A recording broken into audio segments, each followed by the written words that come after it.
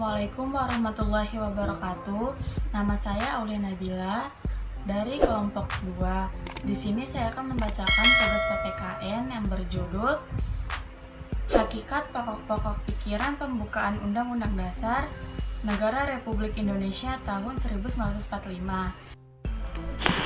Assalamualaikum warahmatullahi wabarakatuh. Nama saya Arjuna dari kelas 92. Saya akan membacakan isi pokok pikiran pertama. Pada dasarnya, hakikat pokok pikiran pembukaan Undang-Undang 1945 dibagi menjadi 4, yaitu 1. Pokok pikiran persatuan, 2. Pokok pikiran keadilan sosial, 3. Pokok pikiran kedaulatan rakyat, 4. Pokok pikiran ketuhanan. Lebih kurangnya mohon maaf. Wilahi taufik wal hidayah. Wassalamualaikum warahmatullahi wabarakatuh. Di sini tugas saya akan membacakan isi pokok pikiran kedua. Negara hendak mewujudkan keadilan sosial bagi seluruh rakyat Indonesia. Maksudnya itu, kita harus menghormati hak setiap orang karena setiap orang punya hak dan kewajiban yang sama. Pokok pikiran ini menempatkan suatu tujuan atau cita-cita yang ingin dicapai dalam pembukaan Undang-Undang Dasar Negara Republik Indonesia tahun 1945, serta merupakan suatu kausa finalis sebab tujuan. Dengan demikian, penyelenggara negara dapat menentukan jalan serta aturan yang harus dilaksanakan menurut Undang-Undang Dasar. Untuk mencapai tujuan memajukan kesejahteraan umum yang berkeadilan.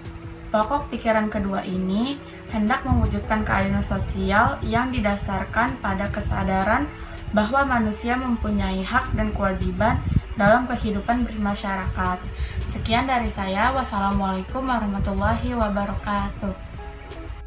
Assalamualaikum warahmatullahi wabarakatuh. Saya Aulia Nabila dari kelompok 2. Di sini saya akan membacakan tugas PPKN yang berjudul Hakikat Pokok Pikiran Pembukaan Undang-Undang Dasar Negara Republik Indonesia tahun 1945. Di sini saya akan membacakan bagian isi pokok pikiran ketiga yang terkandung dalam pembukaan, ialah negara yang berkedaulatan rakyat berdasarkan atas kerakyatan dan permusyawaratan dan perwakilan. Oleh karena itu, sistem negara yang terbentuk dalam Undang-Undang Dasar harus berdasarkan atas kedaulatan rakyat dan berdasarkan atas permusyawaratan perwakilan. Pokok pikiran ini mengandung konsekuensi logis bahwa sistem negara yang terbentuk dalam Undang-Undang Dasar harus berdasarkan atas kedaulatan rakyat dan permusyawaratan atau perwakilan dan penyelenggaraan negara lainnya untuk memelihara budi pekerti yang luhur. Sekian, assalamualaikum warahmatullahi wabarakatuh. Assalamualaikum warahmatullahi wabarakatuh. Nama Bim Fainul Ubaidillah dari kelas 92. Saya di sini ingin menjelaskan pokok pikiran yang keempat. Pokok pikiran yang keempat merupakan pancaran dari sila pertama sekaligus kedua dari Pancasila. Pokok pikiran ini berbunyi bahwa negara berdasarkan atas ketuhanan yang Maha Esa menurut dasar kemanusiaan yang adil dan beradab. Secara tersirat, pokok pikiran ini menegaskan kepada pemerintah dan perangkat hukum lainnya untuk tetap menerapkan budi pekerti kemanusiaan yang baik dan ketakwaan terhadap Tuhan. Diharapkan harkat dan martabat manusia juga dapat dijunjung tinggi dalam keadaan apapun dan kapanpun. Pokok pikiran pembukaan Undang-Undang 1945 yang keempat ini dibuat dengan berpedoman pada pasal 34-37 Undang-Undang 1945. Makna kedaulatan rakyat. Kedaulatan rakyat merupakan suatu sistem yang menempatkan kekuasaan tertinggi di suatu negara berbeda di tangan sipil berbeda dari pandangan lainnya yang menempatkan raja ataupun pemuka agama sebagai pemimpin kekuasaan tertinggi. Kedaulatan rakyat menjadikan rakyat memiliki kesempatan untuk mengatur hajat hidupnya dan dengan demikian menjadikan posisi pejabat publik sebagai representasi dari kelompok rakyat sipil itu sendiri. Dengan begitu, segala bentuk aparatur negara berfungsi sebagai penyokong rakyat sipil. guna mencapai cita-citanya sebagai dasar dari keberlangsungan suatu negara. Demikian presentasi kelompok kami. Terima kasih. Hakikat pokok-pokok pikiran pembukaan Undang-Undang Dasar Negara Republik Indonesia tahun 1945. Arti penting pembukaan Undang-Undang Dasar Negara Republik Indonesia 1945. Kelompok 3 kelas 91. 1. Gian Catur. 2. Hairil Azhar. 3. Laelatul M. 4. Lavia Faza. 5. Marcella A. Arti penting pembukaan Undang-Undang Dasar Negara Republik Indonesia 1945. Undang-Undang Dasar suatu negara ialah hanya sebagian dari hukumnya dasar negara itu. Undang-Undang Dasar ialah hukum dasar yang tertulis. Sedang di sampingnya Undang-Undang Dasar itu berlaku juga hukum dasar yang tidak tertulis. Ialah aturan-aturan dasar yang timbul dan terpelihara dalam praktek penyelenggaraan negara, meskipun tidak tertulis. Memang untuk menyelidiki hukum dasar droit konstitusional suatu negara, tidak cukup hanya menyelidiki pasal-pasal undang-undang dasarnya, loi konstitusional, saja. Akan tetapi harus menyelidiki juga sebagaimana prakteknya dan bagaimana suasana kebatinannya, Gesetzlichen Hintergrund, dari undang-undang dasar itu.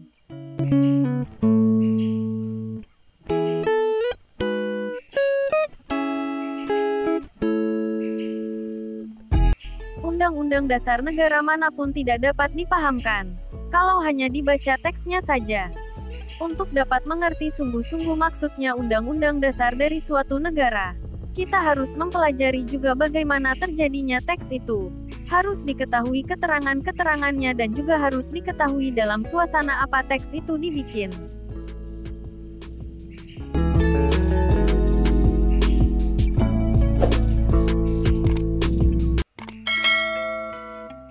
Pasal-pasal Undang-Undang Dasar 1945 tentang pokok pikiran persatuan. Sila persatuan dalam Undang-Undang Dasar 1945 terdapat dalam pasal 1 ayat 1 yang bunyinya negara Indonesia ialah negara kesatuan, yang berbentuk republik.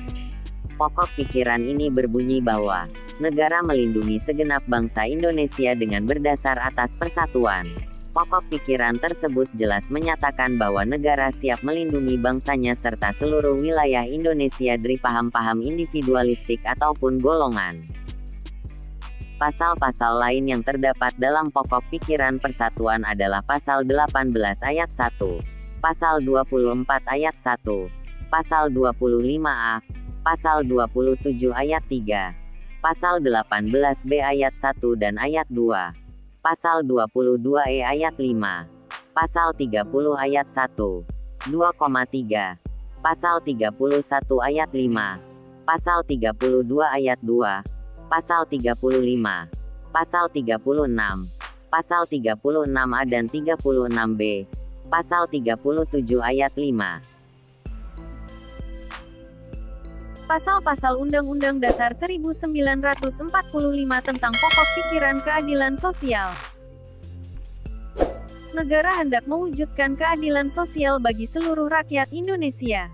Hal ini merupakan pokok pikiran keadilan sosial yang didasarkan pada kesadaran bahwa manusia mempunyai hak dan kewajiban yang sama untuk menciptakan keadilan sosial dalam kehidupan masyarakat. Pasal-pasal yang termasuk ke dalamnya adalah Pasal 1 ayat 3.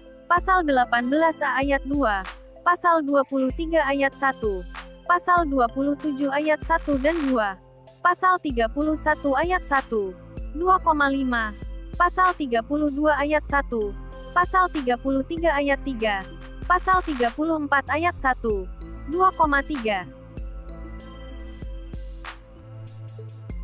Pasal-pasal UUD 1945 tentang pokok pikiran kedaulatan rakyat. Negara yang berkedaulatan rakyat, berdasar atas kerakyatan dan permusyawaratan perwakilan.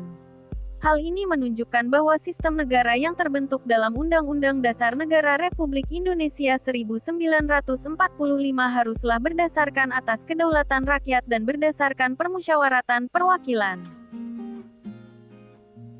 Pasal-pasal yang termasuk ke dalamnya, yaitu Pasal 1 ayat 2, Pasal 2 ayat 1, 2,3, Pasal 3 ayat 1, Pasal 4 ayat 1, Pasal 6A ayat 1 dan 4, Pasal 11 ayat 2, Pasal 18 ayat 3 dan 4, Pasal 19 ayat 1, Pasal 20 ayat 1 dan 2, Pasal 21, Pasal 22C ayat 1, Pasal 22E ayat 1, 2,4, Pasal 23 ayat 2, Pasal 24B ayat 3, Pasal 31 ayat 1.